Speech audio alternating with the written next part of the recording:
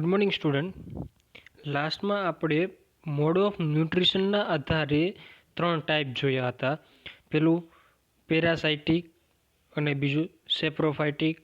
બંને પેરાસાઇટિક એટલે કે લિવિંગ ઓર્ગેનિઝમ ઉપર, જેમ કે પ્લાન્ટ છે, એનિમલ છે, એ લિવિંગ ઓર્ગેનિઝમ હોય એના ઉપર આધાર રાખે તો એને પેરાસાઇટ કહેવાય. સેપ્રોફાઇટ એટલે કે dead material, organic material dead હોય, મૃત હોય, જેમ કે રોટલી છે, બ્રેડ છે, જામ, જેલી, પાન, ખરાઈ ગયેલા પાન, પાંદડા, તો આના ઉપર આધાર રાખે તો એને સેપ્રોફાઇટ ફંજાઈ કહેવાય. અને ત્રીજું છે સિમ્બાયોન્ટ્સ એટલે કે સહજીવી જીવન, એટલે કે જેમાં બંનેમાં મ્યુચ્યુઅલ બેનિફિટ જોવા મળે તો એને સિમ્બાયોન્ટ કહેવાય. તો 13 પોઈન્ટ છે. In the most of fungi only part of the vegetative mycelium from the reproductive unit, the rest remain vegetative. Such fungi are known as eucarpic. However, unicellular fungi whole vegetative cell is transformed into reproductive unit. એટલે કે જે આખું mycelium ઝાડા જેવું રચના હોય ફંજાઈની, એમાંથી અમુક જ પાર્ટ છે એ રિપ્રોડક્શનમાં ઉપયોગ થાય. અને જો એક જ સેલનું, જેમ કે યીસ્ટ છે એક જ સેલની બનેલી છે, તો એમાં આખો સેલ જ છે પોતે રિપ્રોડક્શનમાં પાર્ટ લે. તે રિપ્રોડ્યુસ બાય વેજીટેટિવ, અસેક્સ્યુઅલ અને સેક્સ્યુઅલ, આ રીતના ત્રણેય રીતના રિપ્રોડક્શન જોવા મળશે. The vegetative reproduction may be take place fragmentation એટલે કે ટુકડા પડવા, રાઇઝોપસ એટલે કે રાઇઝમ, આપણે જોયું હતું કે મૂલાગ્ર જેવી રચના હોય એમાંથી, મ્યુકર, એસ્પરજિલસ એન્ડ એલ્ટરેનિયા, આ બધી ફંજાઈના નામ છે. પછી બીજું છે ફિઝન, પેલું છે ફ્રેગમેન્ટેશન, આ પહેલો ટાઈપ છે વેજીટેટિવ રિપ્રોડક્શનનો, આ બીજો ટાઈપ છે વેજીટેટિવ. પેલું ફ્રેગમેન્ટેશન કઈ ફંજાઈમાં જોવા મળે તો કે રાઇઝોપસ નામની ફંજાઈ, મ્યુકર, એસ્પરજિલસ અને અલ્ટરનેરિયા, એ બધી ફ્રેગમેન્ટેશન જોવા મળે. ફિઝન છે એ યીસ્ટ નામની ફંજાઈમાં જોવા મળે, અને બડિંગ છે એ યીસ્ટ અને યુસ્ટિલેજો નામનું ફંજાઈ છે એમાં જોવા મળે. તો આ ત્રણ ટાઈપની 1, 2 અને આ ત્રણ ટાઈપનું વેજીટેટિવ રિપ્રોડક્શન આપણે ભણવામાં આવશે. પછી next point, about 20% fungi propagate only by asexual method. Asexual reproduction માત્ર 20% જ ફંજાઈમાં જોવા મળે છે, બાકી 80%માં જોવા મળતા નથી. Asexual reproduction take place during the favourable condition, એ હંમેશા ફેવરેબલ કન્ડિશનમાં જોવા મળે. By the formation of variety of conidia or spore, જેને કોનિડિયો સ્પોર કહેવામાં આવે. ધ સ્પોર મે બી યુનિસેલ્યુલર, મોટા ભાગે યુનિસેલ્યુલર જ અને યુનિન્યુક્લિયેટ જ જોવા મળે, જેમ કે એસ્પરજિલિયસ અને પેનિસિલિયમ બંનેમાં જોવા મળે. મલ્ટીસેલ્યુલર કેમાં જોવા મળશે તો કે અલ્ટરનેરિયા અને સિર્સોસ્પોરામાં જોવા મળશે. જે કોનિડિયો સ્પોર છે, કોનિડિયો અથવા તો સ્પોર છે એ યુનિસેલ્યુલર એસ્પરજિલસમાં જોવા મળે, અને મલ્ટીસેલ્યુલર છે એટલે કે એક કરતાં વધારે કોષ એ અલ્ટરનેરિયામાં જોવા મળશે. દે મે બી એન્ડોજીનસ એટલે કે કોઈ પણ આખું માઇસેલિયમ સ્ટ્રક્ચર હોય જૂથો, એની અંદર હાઇફા સ્ટ્રક્ચરની અંદર, ને એક્ઝોજીનસ એટલે કે હાઇફા સ્ટ્રક્ચરની બહાર. એન્ડો મીન્સ અંદરની સાઈડ, હાઇફા સ્ટ્રક્ચર. ધારો કે કોઈ આ હાઇફા સ્ટ્રક્ચર છે એની અંદર કોઈ સ્પોર પ્રોડ્યુસ થાય છે તો એને એન્ડોજીનસ કહેવામાં આવે. અને ધારો કે આ કોઈ હાઇફા સ્ટ્રક્ચર છે એમાં બહારની સાઈડ આ રીતના તમને જોવા મળે તો એને એક્ઝોજીનસ કહેવામાં આવે. સમ કોમન અસેક્સ્યુઅલ સ્પોર ફંજાઈ આર ઝુઓસ્પોર, જે આલ્કિલિયા અને પાયથમ અને પાયથોફોરામાં જોવા મળે. ક્લેમાઇડોસ્પોરા બીજો ટાઈપનું છે, જે કોલિબિયા અને કોપ્રિનસ અને મ્યુકર એમાં પણ જોવા મળશે. અને એપ્લાનોસ્પોર, મ્યુકર, રાઇઝોપસ અને પિલોબોલસ આપણે જોવા મળશે. મ્યુકર છે એ આ જ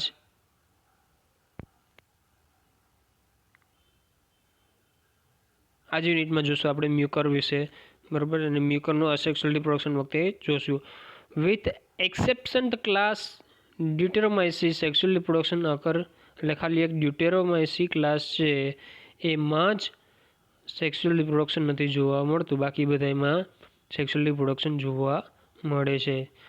સેક્સ્યુઅલ રિપ્રોડક્શનમાં અલગ અલગ 3 ફેઝ આવે. જે ફેઝ કયા તો કે પ્લાઝ્મોગેમી, કેરિયોગેમી અને મિયોસિસ. તો સૌથી પહેલાં plasmogamy. The first step fusion of protoplast of 2 compatible gametes or sex take place and 2 compatible nuclei come close to each other. એટલે ધારો કે આ મેલ ગેમેટ છે અને બીજો ફિમેલ ગેમેટ, એટલે કે આ મેલ સેલ છે, મેલ રિપ્રોડક્ટિવ સેલ, અને આ ફિમેલ રિપ્રોડક્ટિવ સેલ છે. એ બંનેનું સાઇટોપ્લાઝમ છે એટલે કે કોષરસ છે એ એકબીજા સાથે ભેગું થઈ જવું, અને ભેગું થઈ અને 2 મેલ ગેમેટ અને ફિમેલ ગેમેટની બંનેની ન્યુક્લિયસ એકબીજા સાથે નજીક આવે. મેલ રિપ્રોડક્ટિવ સેલ અને ફિમેલ રિપ્રોડક્ટિવ સેલ જે એકબીજાની નજીક આવે, જોઈન્ટ થઈ જાય, બંનેનું સાઇટોપ્લાઝમ ફ્યુઝ થઈ જાય અને બંનેની ન્યુક્લિયાઈ છે એ ક્લોઝ ટુ ઈચ અધર એટલે એકબીજાથી નજીક આવે તો એને પ્લાઝ્મોગેમી કહેવામાં આવે. તો karyogamy. The second step fusion of 2 nucleus આવે. જે 2 અલગ અલગ બાજુમાં આવેલી ન્યુક્લિયસ હતી એ બંનેનું ફ્યુઝન થવું અને જોડાઈ જવું અને ડિપ્લોઇડ ઝાયગોટ ન્યુક્લિયસ ફોર્મ થાય એને કહેવામાં આવે. ડિપ્લોઇડ એટલે કે દ્વિકીય. 2 એકકીય ન્યુક્લિયસ બંને ફ્યુઝ થાય અને દ્વિકીય ડિપ્લોઇડ ઝાયગોટ યુગ્મજ બને તો એને કેરિયોગેમી કહેવામાં આવે.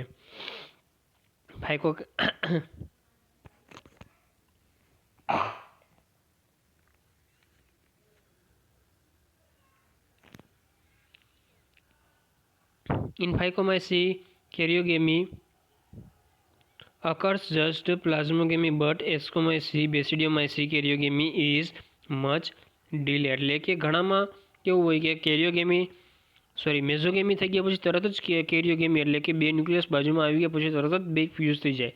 અને અમુક ક્લાસના સ્પેસીસમાં એવું જોવા મળે કે મેઝોગેમી પછી થોડોક સમય જાય અને ત્યાર પછી કેરિયોગેમી જોવા મળે. The later group of nuclei the opposite strand get themselves arrange in pair એટલે કે આમ 2 વિરુદ્ધના મેલ ગેમેટ અને ફિમેલ ગેમેટ હોય ઓટોમેટિકલી બંનેની પેર બની જાય. The phase in the life cycle known as a dikaryophase and the process which the stage accomplished is called dikaryotinization. The 2 nuclei dikaryon fused form a diploid nucleus. કેરિયોગેમીના અંતે diploid nucleus જોવા મળશે. એ diploid ન્યુક્લિયસનું શું થશે? Miosis એટલે કે અર્ધીકરણ રીતે કોષ વિભાજન. After karyogamy reduction division. Reduction division શું કામ કીધું છે? જેમ કે ફોર એક્ઝામ્પલ 23 પેર એટલે કે જોડી ધરાવતો કોઈ પણ એક સેલ છે તેમાં મિયોસિસ જેને ડિપ્લોઇડ એટલે કે 2n ડિપ્લોઇડ સેલ કહેવાય, એનું મિયોસિસ રીતે જો સેલ ડિવિઝન થાય તેમાંથી 4 સેલ અર્ધીકરણના અંતે 4 સેલ બનશે અને 4 સેલ કેવા હશે? Haploid in nature. અને બધામાં ક્રોમોઝોમની સંખ્યા કેટલી હશે? તો કે ઓનલી 23. આમાં 23 પેર હતી એટલે ડિપ્લોઇડ, આમાં 23 છે એટલે કે હેપ્લોઇડ. કેટલા? જેમ કે 23 પેર છે પણ 23માં હરેક પેરમાં 2 છે એટલે માટે ડિપ્લોઇડ. હરેક પેરમાં 3 હોત તો ટ્રિપ્લોઇડ, હરેક પેરમાં 4 હોત તો ટેટ્રાપ્લોઇડ. તો આ રીતના એક પેરમાં કેટલા ક્રોમોઝોમ છે એના આધારે પ્લોઇડી નક્કી કરવામાં આવે. તો આમાં રિડક્શન ડિવિઝન એટલે કે મિયોસિસ થાય એટલે હંમેશા ક્રોમોઝોમની સંખ્યા અડધી થઈ જાય. 23 પેર હતી અહીંયા માત્ર 23 રહે, બરાબર, રિડક્શન ડિવિઝનના આધારે. આ એક એક્ઝામ્પલ છે અને એકમાંથી 4 સેલ પ્રોડ્યુસ થાય. ક્રોમોઝોમની સંખ્યા ઘટતી હોવાથી એને રિડક્શન ડિવિઝન કહેવામાં આવે છે, રિડ્યુસ થાય છે. Take place in the diploid nucleus અને હેપ્લોઇડ સ્ટેજ રીએસ્ટાબ્લિશ એટલે કે ફરી પાછું હેપ્લોઇડ સ્ટેજ પુનઃસ્થાપિત રીસ્ટાબ્લિશ એટલે પુનઃસ્થાપિત જોવા મળે. તો આ રીતના 3 સ્ટેજ જોવા મળે. સૌથી પહેલાં 2 ન્યુક્લિયસ બાજુમાં આવે પ્લાઝ્મોગેમી, બંને ન્યુક્લિયસ જોડાઈ જાય કેરિયોગેમી, અને એની પછી મિયોસિસ થાય અને ફરી પાછું હેપ્લોઇડ સ્ટેજ જોવા મળે. આ ત્રણ સ્ટેજ છે એ સેક્સ્યુઅલ રિપ્રોડક્શનમાં જોવા મળે. પછી the compatible nuclei broad together and following sexual process, જેમાં 3 પ્રકારે મેલ અને ફિમેલ ન્યુક્લિયસના આધારે 3 ટાઈપના રિપ્રોડક્શન જોવા મળ્યા છે. આઇસોગેમસ, એનિસોગેમસ અને ઓગેમસ. 3 આ છે મેલ ગેમેટ અને આ છે ફિમેલ ગેમેટ.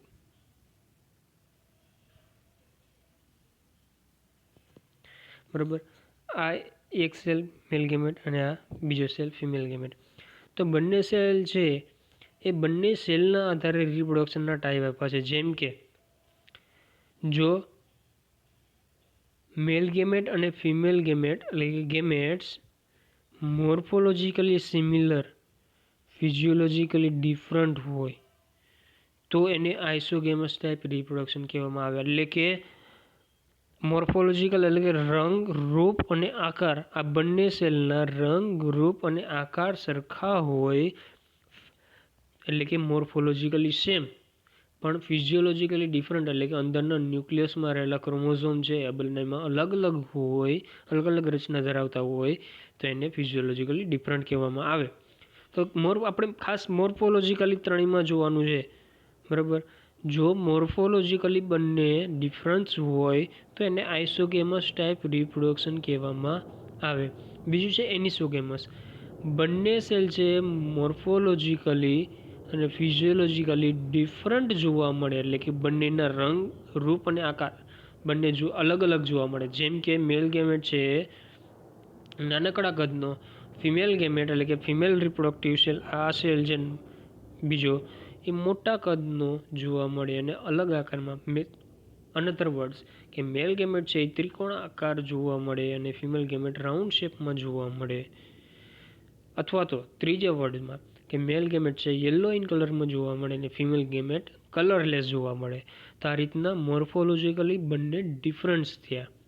તો એ જો એવા ટાઈપ જોવા મળે તો એ પ્રકારના રિપ્રોડક્શનને એનિસોગેમસ કહેવામાં આવે. હવે ઓગેમસ. તો ઓગેમસ કેવું તો કે જે બંને તો મોર્ફોલોજીકલ અને ફિઝિયોલોજીકલ ડિફરન્ટ હશે જ, પ્લસ જે મેલ ગેમેટ છે એ મેલ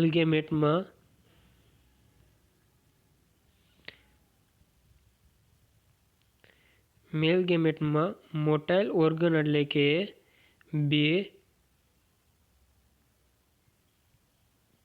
એક અથવા તો બે